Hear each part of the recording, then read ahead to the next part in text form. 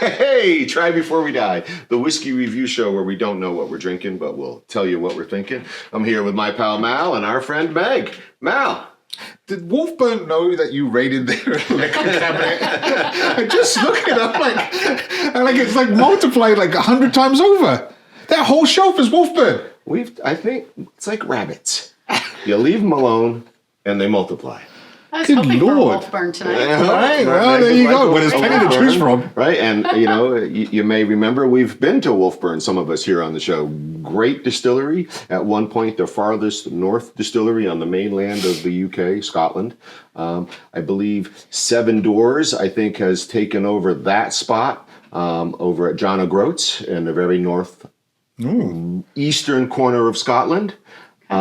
Anyway, so we know what Meg's after. Yeah. But Mal, I thought we'd just let everybody know about a new bottle in the bar. And a little bit of the story of how it got here.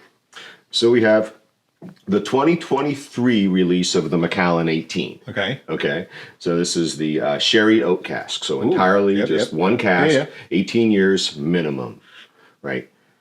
So I was just in Nashville visiting some friends, and periodically what you should do is go to stores that sell alcohol, maybe off the beaten path, and you may find hidden gems or dusties, or even perhaps the ability to negotiate the price. So if you're out there and you know what the 18-year-old Macallan costs in the store and what it goes for on the secondary market, you may be surprised to know, and Malcolm, Meg, that I negotiated the purchase of this bottle for cash for $240. So you never know the answer to the question if you don't ask it. I thought this was going to be a conversation where you're going to berate me yet again about the freaking disaster up at Ramblewoods. Right, thanks for getting us though. Oh, you didn't, and then they sold out the next day. Those were back 64 Abelauer of Ooners. Okay, anyway, so that Macallan 18 2023 release is on the shelf now. Very nice. At an incredibly affordable rate balanced against what it costs going rate MSRP. All right, we know the drill. We've done this before. Yes. Hundreds of bottles of whiskey in this bar. Meg's looking for a Wolfburn. What are you looking for? Something wet. I'm looking for a Kingsbarns, a lowland single malt Scotch whiskey that has never been tried here by any of us. It's a newer distillery with a lot of higher ABV single cask releases as they get their feet underneath them to be able to get to some of those 10, 15-year age statements like Wolfburn has just crossed into their first 12-year age statement. Cardew.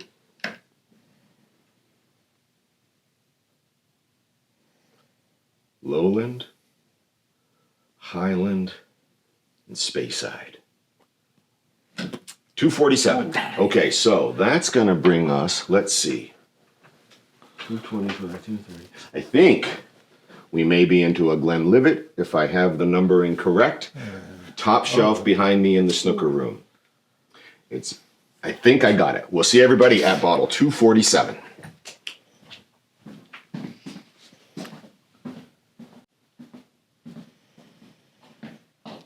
I got it. 243, 244, 245, 246. All right, 247. Which brings us to an IB Glenlivet Speyside from the Unchill Filtered collection. This is a 2006 coming in at 60.8% ABV. We'll get into a little bit more about this whiskey's origins and how it's here in this bar back with Malcolm and Meg at the bar. But this is a 13-year-old, natural color, lovely dark. We'll see everybody back at the bar for this IB Glenlivet.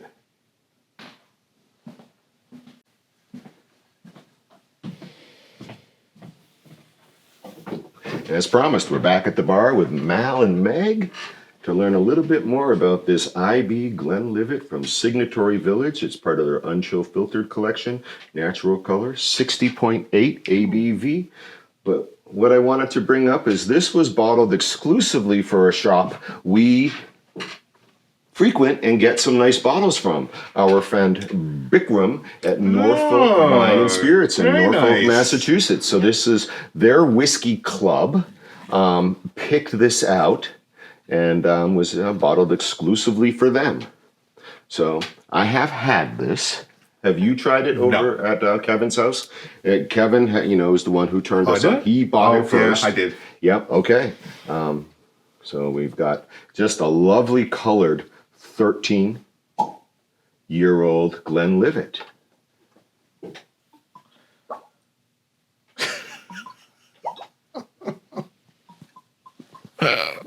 We should just do a show. We should just do a show with all your open bottles. The gurgle and that's all you do. That's all you do. I just like it so much. All right, Glenlivet region, Mal. Spey. Yes. All right. This color makes you think of what for casking? Sherry.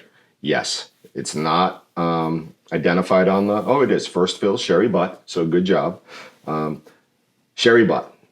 Meg, any guess? And this is an awful hardball, fastball slider I'm throwing at you right now, and I apologize. I should have given you the mouse question because we could have really stuck it to Mal on this question.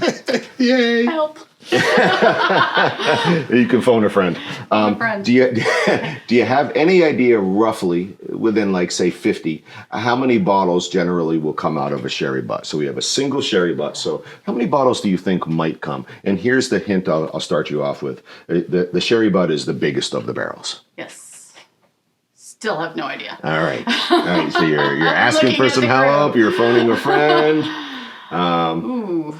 All right. So between 200 and 900. So we'll narrow it down. So it's less than 1,000, but more than a couple hundred. I have no idea. What do you... Mal, you gonna jump in, rescue Meg? I'm going to throw out 650. 650. So this is bottle 564 of 600.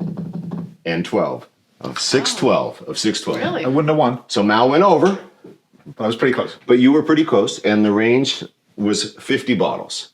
And so we came in, and you said 650. It's 612. So how many bottles off were you? 32. 38. 38 bottles. All right, you guys got it. Nice job. All right. Mal's over there. Yes. Oh, because usually I'm like taking a part. All right. So if this wasn't a sherry Glenlivet, right, we'd be into, in my opinion, sort of a spikier traditional Speyside. I think Glenlivet brings a little spike to their regular caskings. They're not as floral and smooth as some other Speysides. Glenlivet's a little more spiked, but this is that sherry butt. So, I mean, and cask strength, everything natural other than just filtering for sediment. Okay. What do you got going on with color, Meg? Definitely a mahogany red. Yep. Have the cherry coloring. Yep. So. I like a dark cherry wood here. Yeah. Right. That would often be closest to the bark.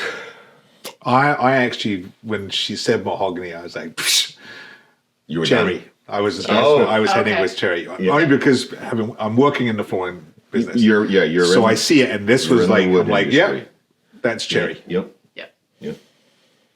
which Yeah, is strange. Yeah, right. Cherry wood. Cherry wood. Right. Yeah, for sure. Yep. I can 100% get beyond, behind that idea. All right. So cask strength, 60.8, 13-year-old Glenlivet, single sherry butt, 612 bottles. I have had it, but I remember nothing about tasting notes. But I feel like we're going to be warm, right? We're going to be spiky, we're going to be hot, and we're going to be red fruit. Okay. Okay. Classic, easy answers when it comes to these sherry whiskeys. Yep. All right. Nose? Sure.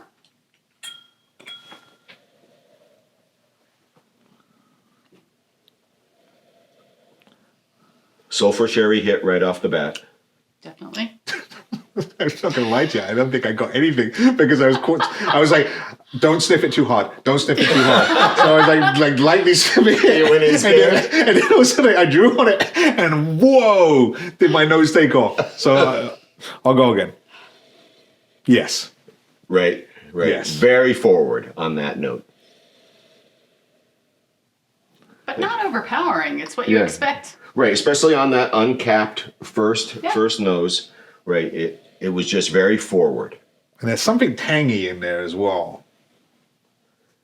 There's something orange. Something like along those lines. Yeah. But what I will say, it may not be overpowering, but it is literally, now that it's mellowed out, it is not mellowing out more. I feel like now this is where I'm at. Because every time I draw in, I can feel it, but not like that first initial one. So if the first one is a 9, it's mellowed out to a 6 or a 7, but it's staying there. Correct. Right. That's pleasant. It is. I mean, so I that classic sulfur sherry first hit, but it's really moved into something orange for me. Maybe a little chocolate, you know. Again, predictable notes for these sherries. That candied. But it's really there, and I think it's more moving in that orange direction rather than in that true dark red fruit. Whether plum, right, or that chocolatey cherry. No, I'm not there, right? I'm really in orange. But it is a... And maybe, right, okay, so try this on, right? That was weird. Some sort of a green herb. An Italian herb of some sort. You know, it'll be bizarro, you know, like is it a basil? There's something that's herbally strong. Maybe it was a mint. But it was a fresh herb. I don't get that. Yeah, that's what I just got. Are you like fishing for like maybe cilantro? Okay. No, it just happened again, just there. No, it's a basil or a mint. It's very faint, but it's there. But it's a fresh leaf. At the very end. Yeah. Right? Yeah, it's a fresh very leaf. It's the halfling leaf. Watch out when Gandalf gets around this bottle. It gets to him. But yeah, that like it's just maintained. Yeah. I'm having a hard time deciphering anything else because I've got that same outlook every time I put it to my nose. Yeah. All right. Well, let's see what this tastes like. This cask strength sherry butt, single sherry butt for the Norfolk Wine and Liquor Shop in Norfolk, Mass. Great guys. Bikram's our friend. Good place to go. It's a great bottle historically, but now that we're analyzing it and taking it apart for the first time, let's see if we're onto it with taste. Wonderful. Cheers. Cheers. Bikram.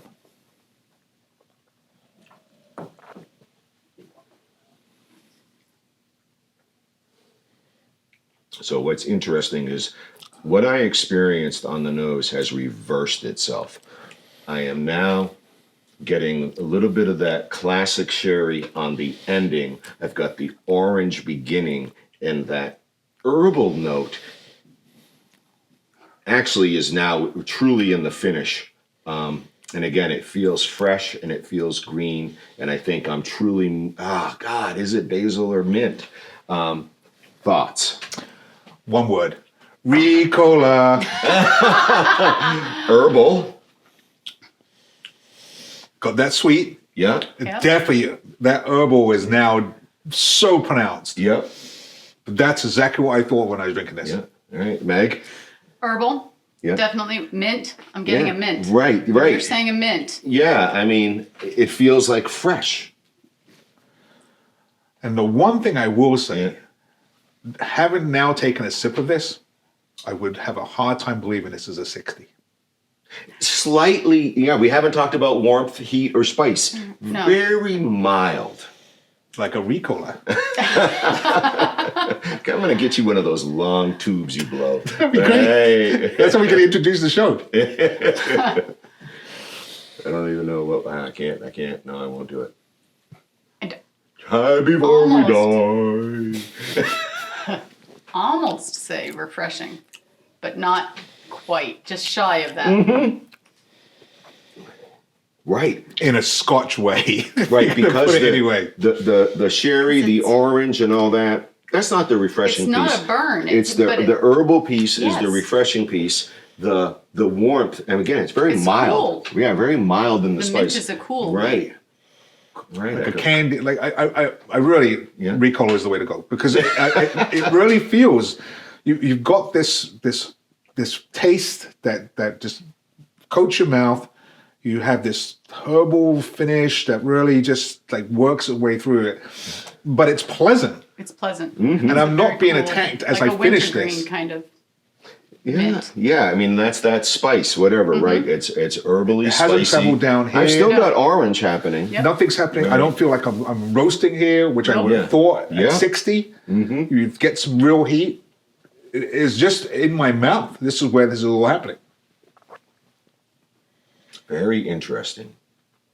But extremely tasty. Yes. Yes. All right. What do you guys? You see that the pile is good here. What do you guys think you're gonna do? If you had a wintergreen, Do not have a that's wintergreen. something, or a chocolate mint, like an Andes mint. Oh, so I like what you're thinking there, right? Mel, while Meg continues to think. I like where you're going with what you're doing right now. I do, because the fallback and the easy way out of this would go for the chocolate with the orange. Yes. Right? Right. Because I think you would get what you really want from it. Plus, it's a goodie. I like the mint. I like Yep. that, and especially something that maybe has a little bit more fire than your standard mint, just to spike things up a bit. I don't think. If you wanted to play it safe, I think one of your creamy cheeses. Yep. Just to ease. Right. Wait, we've got some Vermont cheddars, Yeah, a few just to different ease layers. it, just to Yep. ease it through you, Yep. because I think this thing stands by itself, has a lot of flavor. Yep. I eat a lot of oranges every day, probably 6 to 8 oranges a day at work. And so I've eaten one already down here. This was just sitting here. But as we've discussed this herbally, this fresh, right, this potentially minty, I just felt like this piece of truly fresh fruit, right? I just wanted to try it. Sure. Good flavor. That's a good orange.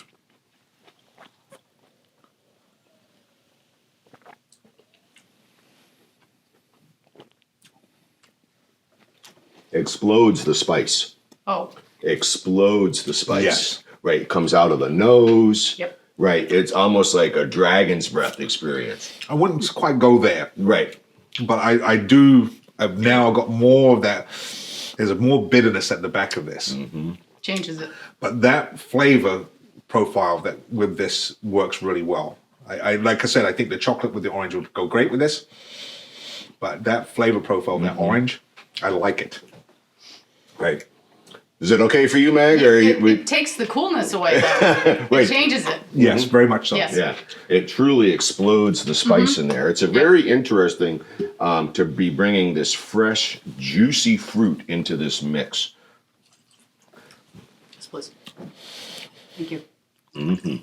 But if I was to go back and we're reliving this, I actually think you don't even need anything with this. I think there's a lot of flavor in this drink to begin with. That I think adding an accoutrement, great.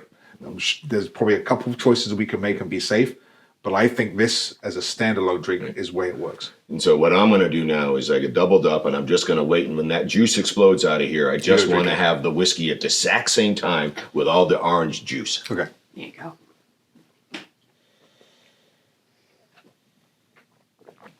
And just because you're doing that, I'm just going to throw this in. Just because I know. That is fantastic. With all the juice in the mouth, it tempered down all the spice. A lot of effort to get to that point of doing it right, but that one was better than the previous one I did. Okay. Yeah. Very much. If you did a chocolate with the orange, wow. I got three more pounds of oranges upstairs. We're in good shape. That's a good mix as well. Because again, we're playing the same. That's the safe game. Yeah. Sherry cask, chocolate, bring it out. But then with the orange, wow, that makes that 60 very dangerous. Yeah. All right, let's see what the crew has for us as we wrap up this 13-year-old independent bottling from Signatory Vintage, bottled exclusively for the Norfolk Wine and Liquor Shop. Well, I can 100% agree with this, right? And may we all have the chance to prove that money can't make us happy, right? Cheers. Friendships, relationships, experiences. Always. Got it.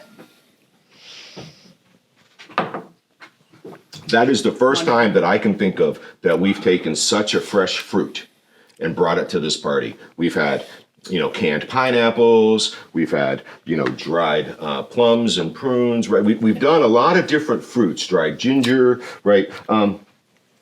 But fresh, out of the skin, bursting with flavor, mixed together perfectly in the mouth. That's a good match. Changes the profile. I mean, I just wonderful. can't believe that that's that good. Wonderful.